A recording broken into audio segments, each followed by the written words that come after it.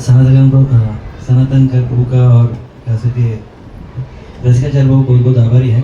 यहाँ पे मुझे भी बुलाया है भागवतम के बारे में थोड़ा कुछ बताने के लिए, चर्चा के लिए। हाँ, सनातन प्रभु ने बुलाया एक्चुअली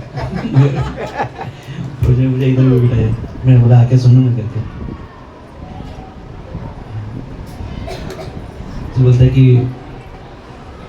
मेरा नाम रास गोपाल दास है। लास्ट टाइम कोई डिवोटी बोल रहे थे आप रास गोपाल है या तत्व गोपाल करके। आप जब क्लास देते हो जब ज़्यादा लॉजिक रहता है फिलोसफी ज़्यादा करके रस मिस हो जाता है करके बोल रहे थे।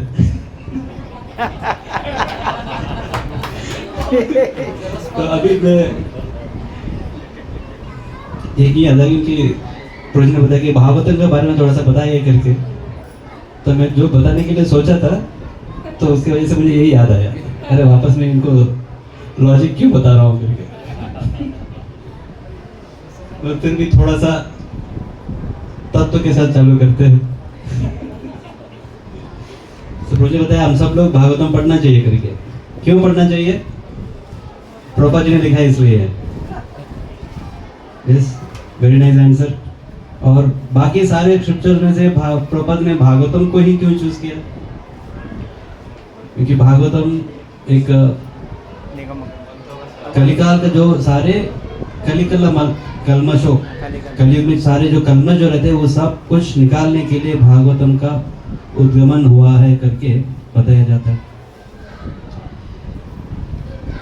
खास करके डिस्कशन क्यों ले रहा हूँ? क्योंकि आजकल का इंटरनेट का ज़माना में शास्त्रों के बारे में बहुत सारा स्टोरी सुनने को मिलता है। एंड खास करके जैसा पॉलिटिकल सीन बदलते जा रहा है, बहुत सारे लोग हिंदुइज्म को भी लेने लगे, अलग अलग पुस्तक निकाल के वहाँ से यहाँ से बुक्स लिखने लगे। एंड आजकल को नया नया मूवीज़ भी आने लगे, वो भी शास्त्रों के आधार करके लगता है। कर्ण के ऊपर आता है, अश्वत्थामा के ऊपर आता है मूवी। एंड मूवीज़ और सीरियल सब देख के लोग नया नया स्टोरीज लेके आते हैं। रोज आप भागवतम में से ऐसे बता रहे हैं मगर वो मूवी में तो ऐसे बताया गया, कौन सा स्टोरी सही है?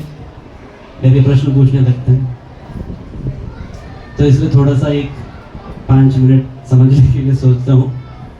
अलग अलग शास्त्र जब लिखाया जाता है, आचार्य जन लिखते हैं, ऋषिगण लिखते हैं, एंड उनका मकसद टीआरपी बढ़ाना या नहीं तो कुछ पैसा कमाना नहीं होता है। ऐसा शुद्ध ऋषि मुनि जब लिखते हैं, उनका लिखने से हमें एक्चुअल भगवान के बारे में ज्ञान मिलता है। तो शास्त्र का जो स्टोरीज है, भगवान का स्टोरीज हमें कौन सा सोर्स से हम ले रहे हैं, कहाँ से हम वो स्टोरी उठा के पढ़ रहे हैं करके हमें बहुत ध्यान देना पड़ता है। सेम स्टोरी अलग अलग जगह से सुनेंगे तो अलग अलग कॉन्शियसनेस में आ जाते हैं, हमारी चेतना अलग अलग दिशा में जा सकती है। वो एक इनकी बोलते हैं जो खाना घर में बनता है वो अच्छा सा होता है, वही खाना शायद होटल में बनेगा, शायद टेस्टी भी रहेगा मगर हेल्थ के लिए इतना अच्छा नहीं रहेगा। क्योंकि उधर जो बनाने वाला हमारा भलाई के लिए नहीं बनाता है, पैसा कमाने के लिए बनाता है। जो अच्छा इंग्रेडिएंट्स नहीं डालता है, जो काम चलाओ चीज़ कर लेता है, अंग के लिए अच्छा रहेगा मगर शरीर का तकलीफ कर देगा। तो ऐसे भी शास्त्र ही है, अलग अलग स्टोरीज हम कहाँ से सुन रहे हैं वो भी एक बहुत बड़ा चीज़ आ जाता है। और उसके बाद कि चलो व्यासदेव ने लिखा हुआ बहुत बड़ा अलग अलग शास्त्र है। सेम महाभारत में भी ये वर्णन आता है एंड इधर भागवतम में भी यही वर्णन आ रहा है। जब महाभारत में वर्णन आता है, कुंती महारानी की प्रार्थना वहाँ पे नहीं आती है, वहाँ पे व्यासदेव पूरा स्किप करके आगे चले जाते हैं, सीधा वहाँ पे वो विष्णुदेव के पास सीन चला जाता है। एंड विष्णुदेव के बारे में भागवतम में भी आता है। एंड उधर भी वर्णन कहाँ पे होता है? विष्णुदेव का जब चर्चा होती है, विष्णुदेव ने बहुत सारे धर्म के बारे में चर्चा किया, राज धर्म, कुल धर्म, स्त्री धर्म, अलग अलग धर्म के बारे में महाभारत में लंबा डिस्कशन आता है, क्योंकि वो एक राजा के लिए वहाँ पे बोला जा रहा है। एंड भागवत में आएंगे तो पूरा डिस्कशन को 2 श्लोक में खत्म कर देते हैं। एंड क्या एलाबोरेट करते हैं, क्या वर्णन करते हैं विष्णु देव ने भगवान कृष्ण को कैसे वर्णन किया है करके उसके बारे में वर्णन होता है। तो इसके लिए अलग अलग शास्त्र जब व्यासदेव जी ने भी लिखा है उसका भी पर्पस अलग अलग है। तो इसलिए बोलते हैं कि भागवतम जो है खास करके कलयुग का जो कलमश है उसको निकालने के लिए इधर दिया गया है। तो इसके लिए हमें भागवतम खास करके पढ़ना चाहिए करके। कृष्णे स्वधामोपगते धर्म ज्ञानादिभिः सह कलो नष्ट दृशामेषां पुरा नरको अधिनोदितः। तो कलो नष्ट दृशामेषां, कलयुग में किसी को दृष्टि नहीं है तो उनको दृष्टि देने के लिए भागवतम का उद्गमन हुआ है। तो मैं अलग टॉपिक नहीं लूँगा, प्रभु जी का जो कुंती महारानी का प्रेयर्स थे उसी के बारे में और एक दो चर्चा करके विराम देता हूँ। प्रभु जी ने बहुत सुंदर तरीके से यहाँ पे कुंती महारानी के प्रार्थना के बारे में बताया है। हमें बताया जाता है कि भागवतम भगवद गीता जो है वो स्टार्टिंग है, उसके बाद भागवतम पोस्ट ग्रेजुएशन है। हाँ, ग्रेजुएशन भगवद गीता ग्रेजुएशन है, भागवतम पोस्ट ग्रेजुएशन है और उसके बाद चैतन्य चरितामृत PhD है करके। तो भागवतम जहाँ भगवद गीता जहाँ पे ख़त्म होता है वहाँ से भागवतम चालू होता है। तो भागवद गीता कहाँ पे एंड होता है? कृष्ण इंस्ट्रक्शन देते हैं सर्वधर्मान परित्यज्य मामेकम शरणम व्रज, सारे धर्मों को छोड़ के मेरे शरण में आ जाओ करके बताते हैं, वहाँ तक लेके आते हैं। एंड भागवतम जब चालू होता है स्टार्टिंग में ही यहाँ पे हमारे लिए कुंती महारानी का प्रेयर प्रार्थना आ जाते हैं। एंड वहाँ पे कुंती महारानी सब कुछ छोड़ के कृष्ण के शरण में यहाँ पे जा रही है। तो इसके लिए भागवत गीता का नेक्स्ट स्टेप भागवतम करके आता है। कुंती महारानी बुआ होते हुए भी कृष्ण के पास आके प्रार्थना कर रही है। तो पहले कृष्ण कौन है करके इसमें बताया जाता है। बाकी सारे शास्त्रों में भगवान के बारे में इतना डायरेक्टली बताया नहीं जाता है। वो पढ़ने के बाद डाउट आता है, अरे कृष्ण था मगर दुर्योधन भी था, कर्ण भी था, वो सब कुछ के बीच में कृष्ण ने कुछ तो नाटक कर लिया करके ऐसा अलग अलग फीलिंग्स आ सकते हैं। और भागवतम के पास आएंगे तो कुछ कंफ्यूजन नहीं रहेगा, कृष्ण कौन है करके उसके बारे में भागवतम कुछ भी लोगों को कंफ्यूजन देगा ही नहीं। तो इसलिए प्रार्थना भी अच्छा खासा आता है। एंड जो लोग खास करके भागवतम पढ़ते हैं, भागवतम में एक स्टोरी आता रहता है, बहुत मज़ा आता है। चलो स्टोरी आगे बढ़ रही है, कुछ सुनने को मिल रहा है, मगर बीच बीच में हमेशा लंबा लंबा प्रेयर्स आता है।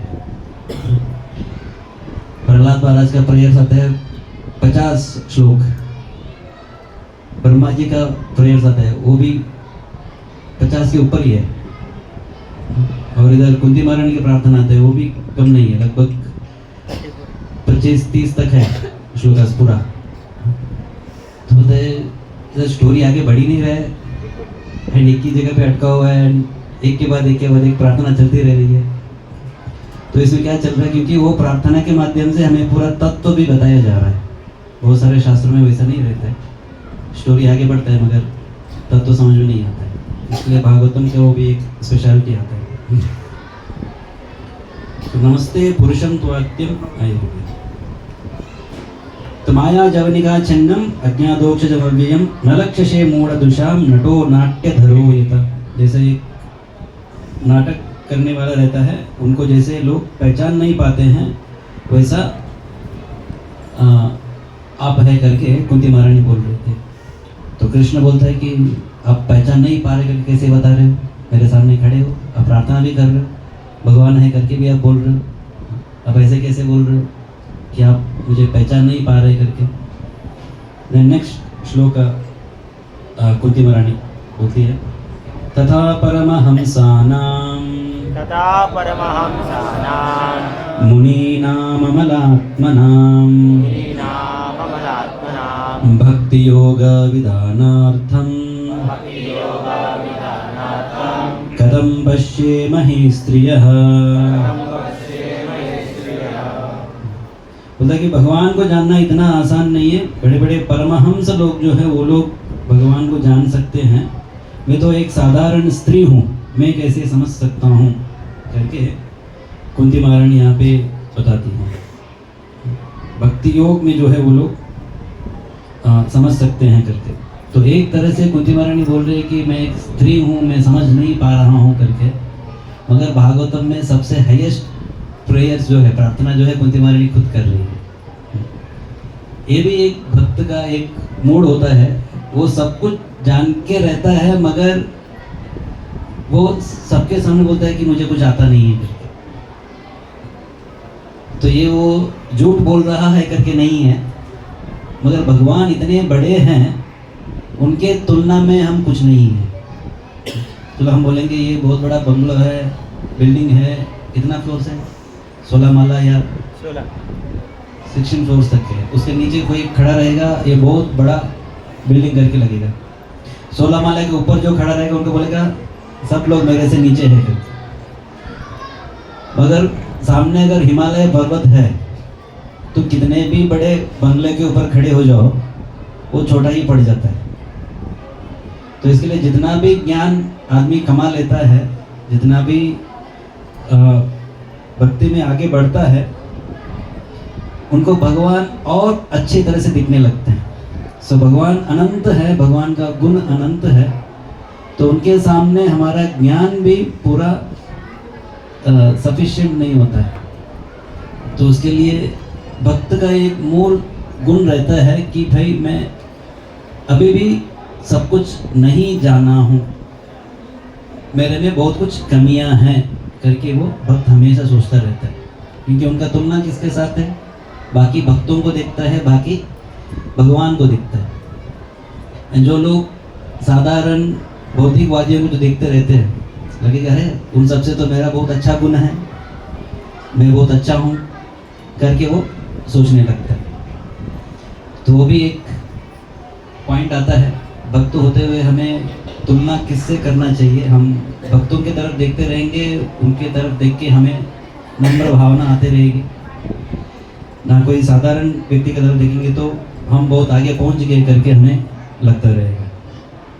तो भी एक भावना भक्तों में खास करके दिखने लगता है। एंड यहाँ पे कुंती महारानी वही बोलते हैं, कथम पश्येमहि स्त्रिय, मैं तो एक साधारण स्त्री हूँ, ये सब कुछ मैं कैसे जान सकता हूँ। मगर आगे और बताती जाती है, कृष्णाय वासुदेवाय देवकी नंदनाय च नंदगोपकुमाराय गोविंदाय नमो नमः। आप कृष्ण हैं, सर्व आकर्षण इति कृष्ण, वसुदेव के बेटे हैं। तो इसमें भी नाइस डिस्क्रिप्शन आता है, कृष्ण का एक एक भक्त का स्तर कहाँ तक है वो आता है। पहले वसुदेव के नाम लेती है, वसुदेव से भी ज़्यादा प्रेम देवकी माता करती है, क्योंकि जो माता पिता रहते हैं कृष्ण का, उसमें से माता का प्रेम ज़्यादा रहता है। नंद महाराज एंड यशोदा माई, उन दोनों में से कौन ज़्यादा प्रेम करते बोलते हैं? यशोदा माई ज़्यादा प्रेम करती है नंद महाराज से। तो पहले वसुदेव का नाम लिया, देन देवकी का नाम लिया, देन उसके बाद नंद गोप कुमार आया। तो वहाँ से ये सारे भक्तों के नाम लेती है और बताते कि इन सब से भी मेरा कुछ संबंध है, उसके वजह से मैं आपको थोड़ा कुछ जान पा रहा हूँ करके। तो कुंती महारानी वसुदेव की बहन हो जाती है, तो उसकी वजह से भी यहाँ पे बोलती है। लास्ट यहाँ पे प्रार्थना करती है, यहाँ से एक देखते हैं, नमः पंकजनाभाय नमः पंकजमालिने नमः पंकजनेत्राय नमस्ते पंकजांग्रये।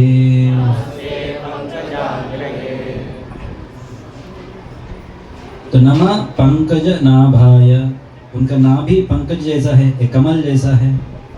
वो जो फूल का माला पहने हुए हैं वो भी एक कमल का पहने हुए हैं।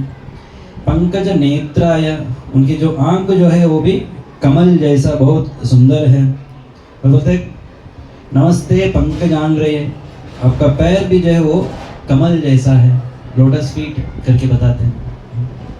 तो भगवान का अलग अलग अंगों का दर्शन लेते हुए कुंती महारानी यहाँ पे भगवान को नमस्कार कर रही है। तो जब कभी हम दर्शन लेने के भगवान के सामने खड़े होते हैं, हमें क्या बताया जाता है? पहले हम भगवान का चरण का दर्शन लेना चाहिए, उसके बाद थोड़ा ऊपर ऊपर लेके पूरा भगवान का चेहरा तक अंत में पहुंचना चाहिए। ऐसे मेडिटेट करते हुए स्लोली स्लोली भगवान का दर्शन लेना चाहिए। तो मगर यहाँ पे कुंती महारानी कृष्ण के बुआ के स्तर पे है, एंड डायरेक्टली अगर कुंती महारानी कृष्ण का पैर को देखने लगेगी तो कृष्ण को थोड़ा सा अनकंफर्टेबल फील हो जाएगा, अरे क्यों मेरा आंटी मेरा पैर पे पड़ रही है करके। तो वो ट्रबल नहीं होना चाहिए करके कुंती महारानी क्या बोलती है? नमः पंकज नाभाय, नाभि से चालू करती है। अगर लास्ट में पहुंच जाती है नमः पंकजांग्रये करके पैरों तक, तो ये भी भक्तों का एक सेंसिटिविटी भी दिखता है। तो एक तरह से मैं भक्त हूँ करके कुंती महारानी कृष्ण को प्रार्थना कर रही है, मगर उसी समय पर कृष्ण का भी कुछ तकलीफ नहीं होना चाहिए करके वो भी थोड़ा सा ध्यान रख रही है। सेंसिटिविटी उधर अच्छे से दिखता है। एंड भगवान का जो हर अंग जो है वो कमल जैसा बहुत सुंदर रहता है।